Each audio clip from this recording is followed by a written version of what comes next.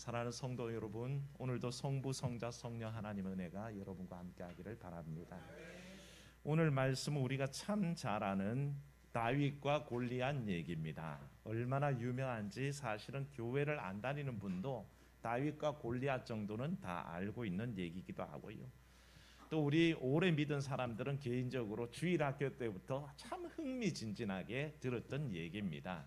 그래서 참 그 거대한 골리앗을 다윗이 물맷돌 5개로 이겼던 그 사건, 우리는 참 귀하게 들었습니다.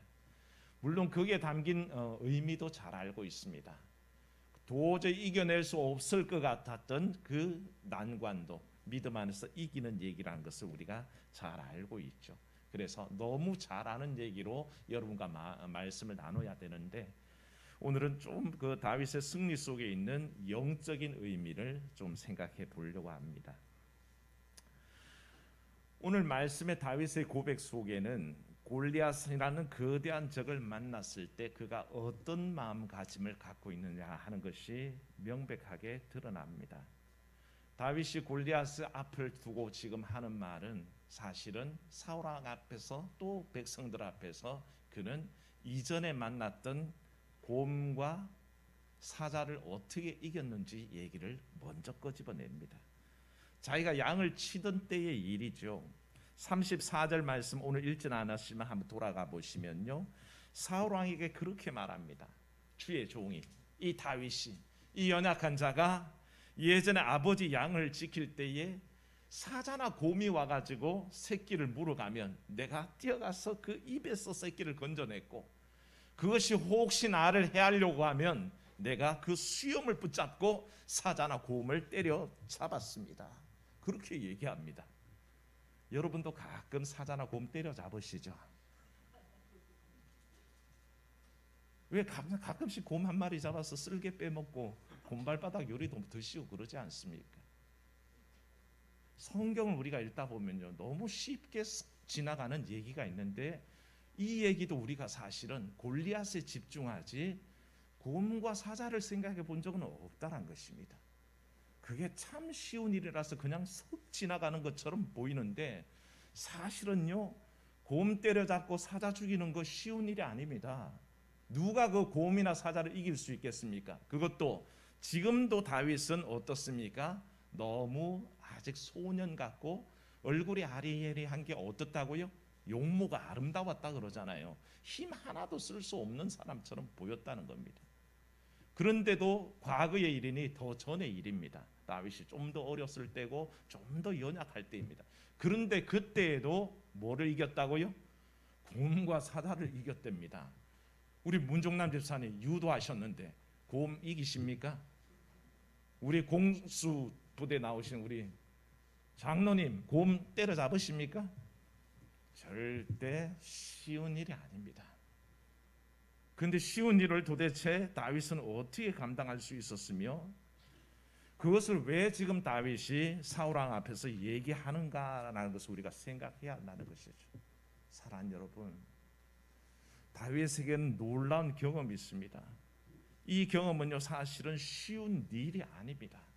너무너무 어려운 일이고요, 당하게 되면 도망가야 될 일입니다. 요즘 뉴스에서 갑자기 나오는 뉴스가 뭡니까? 지리산 반달곰이 갑자기 등산로에 출몰했다는 얘기들이 심심찮게 나옵니다. 그러면서 가르쳐 주는 게 뭡니까? 곰과 싸워 이기는 법을 가르쳐 줍니까? 아니요, 피하는 법을 가르쳐 주잖아요. 뒤돌아서지 말고 눈 마주치지 말고 눈을 약간 아래로 깔고 뒷걸음질 쳐서 천천히 빠져나가십시오. 그렇게 얘기하지 막대기 들고 덤비십시오. 칼 가지고 찌르십시오. 목 조르십시오. 이런 말 하지 않잖아요. 이길 수 없다라는 거죠. 그럼에도 불구하고 이 사자와 곰과 싸워서 이겼던 이야기를 아주 담담하게 다윗은 하고 있는 것을 보게 됩니다. 그가 어떻게 이겼을까? 사울 왕의 투구를 받았지만 얼굴까지 쑥 내려오고 갑옷을 받아 입었지만 질질 끌릴 만큼 그렇게 성인의 옷이 맞지 않는 소년에 불과한데 그가 어떻게 이겼을까 하는 것을 우리가 생각해야 한다는 것이죠. 쉽지 않은 경험을 갖고 있습니다. 있을 수 없는 일들이 다윗의 삶에 사실은 어릴 때부터 있었다는 것을 우리가 알게 됩니다. 이 어마어마한 일 앞에서 사실은 이세, 다윗의 아버지 이세가 제정신이라면요 이렇게 얘기했을 겁니다. 다윗, 너 큰일 날 뻔했다. 다음부터는 어떻게 해라? 사자가 곰이 덤비면 그냥 양떼들 버려두고 도망와. 네 목숨 살리는 게 중요하지 왜 그런 짓을 했어? 그렇게 얘기할 겁니다. 어떻게 했습니까? 다윗이 겁이 나서 도망쳐 왔습니다. 그럼 뭐라 그럴까요? 잘했다. 잘했다. 피하고 볼 일이지 네가 곰하고 사자한테 어떻게 되겠냐? 덤벼들지 않은 게 참 잘했다라고 얘기할 수 있다는 거죠. 그럼에도 불구하고 다윗은 굉장히 무모한 일을 했거든요. 이 무모한 일에 대해서 도대체 다윗이 이 무모한 일을 한 이유가 뭘까를 가만히 생각해 보면 그게는 뭔가 믿는 구석이 있는 듯한 태도가 드러난다는 겁니다. 그래서 다윗이 도대체 뭘 믿고 그랬는지를 우리가 살펴봐야 된다는 거죠. 37절 말씀 한번 보십시오. 읽지는 않았지만 37절 말씀 보면 그가 얘기합니다. 뭐라고 하냐면 한번 보십시오. 여호와께서 나를 사자의 발톱과 곰의 발톱에서 건져내셨다라고 얘기합니다. 내가 막대기 잘 써서 이겼다고 얘기하지 않습니다. 내가 물맷돌 잘 던져서 이겼다라고 얘기하지 않습니다. 단지 천운이란 뜻이고 하나님의 은혜 가운데 이겼다라는 뜻입니다. 다윗은 그걸 알고 있는 거죠. 이게 다윗의 삶의 태도였습니다. 곰을 만났습니다. 사자를 만났습니다. 그럼에도 불구하고 그는 그게 맞을 때 어떤 마음이었을까요? 하나님이 나를 지켜주시겠지. 하나님께서 믿는 백성, 의지하는 백성 버리지 않으실 거야. 이 믿음으로 그는 덤벼들었다는 것을 우리가 이 말씀의 고백 안에서 확인할 수 있다는 것입니다. 다윗이 왜 무모해졌느냐? 무모한 시도를 했느냐? 오직 하나님의 능력이 나를 인도한다는 믿음 속에 있었다는 거죠. 사랑하는 여러분, 이게 우리가 봐야 될 믿음의 신비입니다. 믿음이란 것은 이런 신비적인 측면이 있습니다. 도대체 보리떡 5덩이와 물고기 2마리로 어떻게 5,000명을 먹이겠다고 주님은 작정하셨는지 모르겠습니다. 그 많은 사람을 먹이겠다고 생각하는 자체가 무모하지 않습니까? 그런데 예수 그리스도의 믿음은 어땠습니까? 다 먹이고도 12광주리를 거두고 남게 하셨습니다. 도대체 300용사 가지고 어떻게 바닷가 모래알 만큼 많은 병사들과 맞서 싸우겠습니까? 이 무모한 일을 어떻게 감당했습니까? 기도는 이 일을 믿음으로 행했습니다. 하나님의 약속이 있었거든요.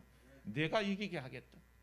하나님의 그 약속 믿고 기도는 그 무모한 일을 시도하는 것을 보게 됩니다. 어떻게 가로막은 홍해 앞에서 무슨 권능이 있다고 지팡이를 들어서 그것이 갈라지라고 가르칠 수가 있습니까? 이 무모함은 어디서 나옵니까? 모세가 어떻게 홍해를 가를 수 있었죠? 하나님의 약속을 믿은 줄로 믿습니다. 약속의 기난간 다 그렇습니다. 다윗이 사자와 곰과 맞섰을 때에 그때 함께 하셨던 그 권능을 다윗은 지금 바라보고 있는 겁니다. 그래서 이전에 경험했던 사랑하는 여러분 한번 따라합시다. 전에 경험했던 은혜를 붙잡으십시다. 사랑하는 여러분, 전에 주셨던 은혜를 잊지 마십시오.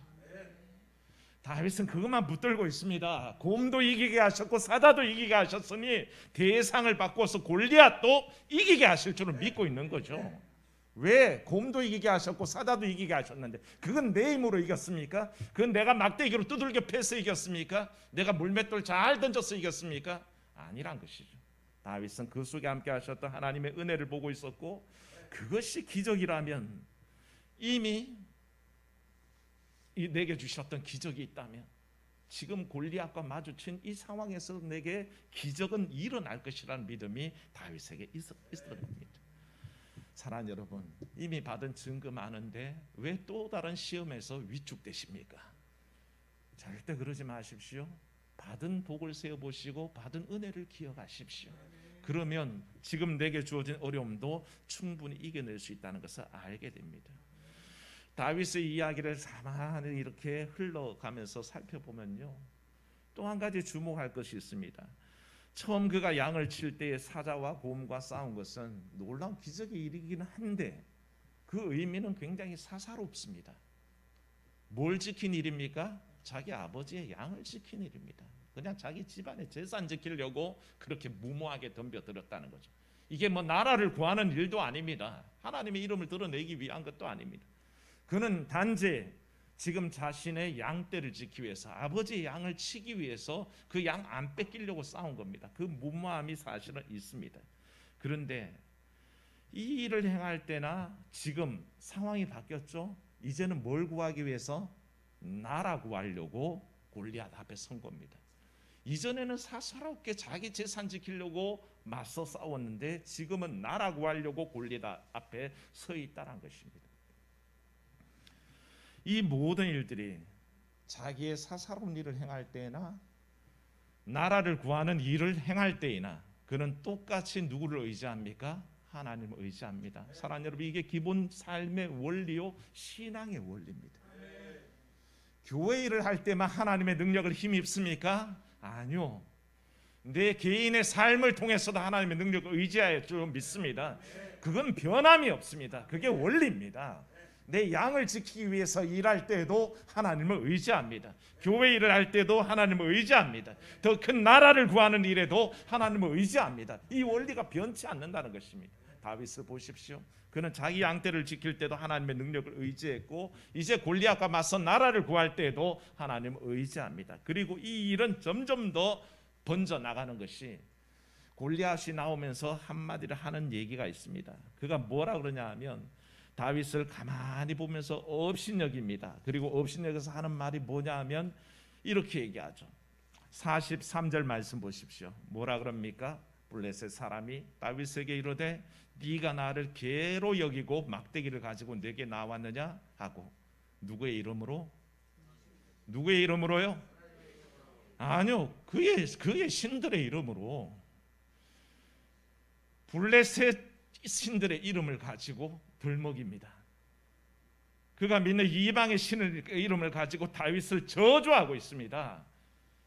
나라 대 나라의 싸움이 아니라 이건 영적인 싸움으로 번지기 시작합니다. 다윗은, 골리앗은 자기의 신들의 이름, 그 블레셋의 신들의 이름, 바알과 아세라 이름으로 다윗을 저주하기 시작합니다. 이 말을 듣고 다윗이 어떻게 참습니까?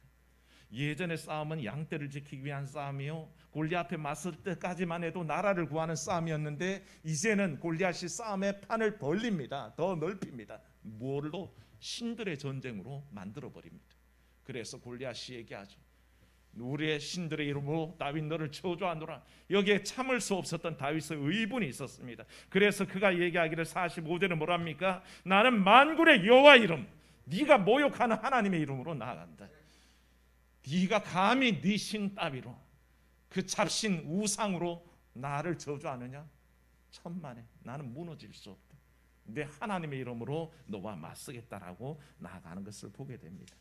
이 모든 과정 속에서 다윗은 절대 자기의 신앙의 원리를 포기하지 않습니다. 이 영적인 전쟁에서 한 발자국도 물러날 마음이 없습니다. 그래서 담대하게 나아갑니다. 비록 손에 든 것은 막대기 하나와 물맷돌 5밖에 없지만 그는 이 전쟁에서 결코 물러나지 않습니다. 이방 잡신의 이름을 걸고 하나님의 그 이름에 대적할 때 그는 하나님의 이름을 걸고 나아갑니다. 이제는 자기 재산 지키기 위함도 아니요, 나라 구하기 위함도 아닙니다. 하나님의 이름을 지키기 위해서 그는 싸우고 있다는 것을 알게 됩니다. 결국 어떻습니까? 이 결국을 알고 있습니다. 다윗은 골리앗을 싸워서 이기게 되죠. 이 승리는 누구의 승리입니까? 하나님의 승리인 줄로 압니다. 사랑하는 여러분, 다윗의 삶의 원리가 결국 하나님의 승리에 공헌하는 것을 보게 됩니다. 다윗의 얘기를 보면서 말이 쉬워서요, 다윗이 물맷돌로 골리앗을 이마를 때려서 쓰러뜨려서 목을 베어 죽였다, 그렇게 우리가 표현을 보고 늘 알고 있지만 그게 쉬운 일은 아닙니다. 5절 말씀에 앞에 설명이 쭉 나와 있습니다. 골리앗을 어떻게 설명했는지 한번 보십시오. 17장 5절 보면요, 골리앗이 지금 갖추고 있는 복색을 얘기합니다. 보실까요? 머리에는 노투구를 썼고 몸에는 비늘 갑옷을 입었으니 그 갑옷의 무게가 놋 5,000세겔이며 그의 다리에는 놋 각반을 쳤고 어깨 사이는 놋 단창을 메었으니, 그렇게 얘기합니다. 게다가 7절 끝부분에 보십시오. 뭐라 그랬습니까? 방패 든 자가 앞서 행하더라 라고 얘기했습니다. 철통방어입니다. 머리에 투구 섰죠. 몸에는 몽땅 비늘 가보고 있고 다리에도 각반을 차고 있습니다. 그것도 모자라서 앞에는 방패전자가 먼저 맞서서 나오고 있으니 다윗이 쳐다볼 수 있는 것은 오직 뭐만 보여요? 다른 데 맞추고 싶어, 이 말을 맞추고 싶어서 맞춘 게 아니라 맞출 때는 고기밖에 없었다는 뜻입니다. 이거 보통 일이 아니죠. 물맷돌이요, 양치기들에게 좋은 수단이기도 합니다. 실제로 이스라엘 군대들은요, 군대에 편성될 때 물맷돌이 중요한 공격 수단입니다. 역대상 12장 2절에 보면요, 다윗을 도운 용사들 중에 활과 물맷돌에 능한 용사들이 많았다라고, 베냐민 지파 가운데 그런 사람이 있었다고 설명하고요. 역대하 26장 14절에도 보면 우시아의 군대 기록이 있습니다. 우시아의 군대 기록을 얘기할 때 거기에도 우시아의 온 군대가 방패와 창과 투구와 갑옷과 활과 물맷돌을 준비했다라고 얘기했습니다. 그러니까 이스라엘의 일반적인 싸움입니다. 다윗만 그걸 쓴 게 아니라 이스라엘은 늘 군대에서 그것을 사용하는 무기였는데, 이게 말이 그렇지 원거리 무기가 가진 단점은 뭡니까? 정확해야 된다는 것입니다. 제가 여기서 뭐를 딱 던져도 누군가를, 우리 집사람 이마를 딱 맞춰서 던질 자신이 없습니다. 엄한 최교인 집사님 이마를 때릴 수는 있겠지만 제가 정확하게 어떻게 뭘 던져서 맞추겠습니까? 그게 쉬운 일이 아니죠. 자신이 없을 겁니다. 그런데요, 야구 좋아하십니까? 야구 투수가요, 삼진을 잡을 때에는 스트라이크 존이 어마어마하게 크게 보인답니다. 손흥민이요, 골을 넣을 때는요, 골대가 너무너무 크게 보인답니다. 정말 틈도 없을 것 같은데도 그 조그만 틈이 너무 확대돼서 보인답니다. 야구 타자가요, 홈런을 칠 때도 날아오는 공이 야구공만하게 보이는 게 아니라 우리 심집사님 얼굴만하게 날아온답니다. 딱 때리기 좋게 그렇게 날아온답니다. 그럼 딱 때리면 그게 홈런으로 넘어가는 거죠.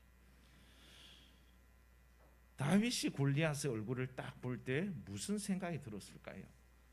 모든 이스라엘 병사들은요, 이미 골리앗의 외모를 보고 주눅이 들어 있습니다. 우리가 저것과 어떻게 싸워 이거? 그럼 똑같죠. 다윗도 저걸 도대체 어떻게 물맷돌로 맞춰서 이기지? 라는 생각이 들었을 텐데도 그는 절대 그 마음이 아닙니다. 그 얼굴 볼 때 무슨 생각이 들었을 겁니까? 야, 얼굴 크니까 화장품 값도 많이 들겠다, 뭐 이런 생각했을까요? 제가 하도 궁금해서 어제 저녁에 식사하면서 다윗에게 물어봤잖아요. 양고기 뜯으면서. 웃어주셔야 되는데 안 웃으시네.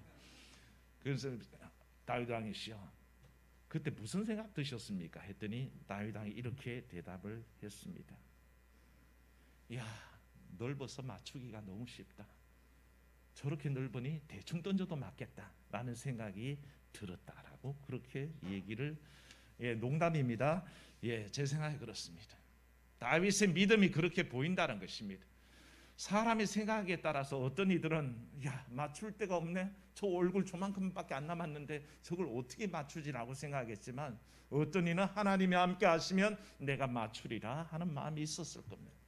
다윗이 바로 그런 마음으로 나아가는 겁니다. 그래서 그는 그 물맷돌이 날아가서 골리앗의 이마박에 딱 맞을 줄을 알고 있었고, 그렇게 여호와의 이름으로 달려나간 것을 알게 됩니다. 이 이야기를 전체를 우리가 정리할 때에 다윗의 마음을 보게 됩니다. 사무엘 17장 통째로 우리가 보면요, 지금 사울 왕도 골리앗 때문에 벌벌 떨고 있고, 또 이스라엘 온 군대도 골리앗 한 사람 때문에 주눅이 들어 있습니다. 그런데 이 골리앗에 대해서 얘기할 때 다윗은 이 전체를 통해서 단 3번만 언급합니다.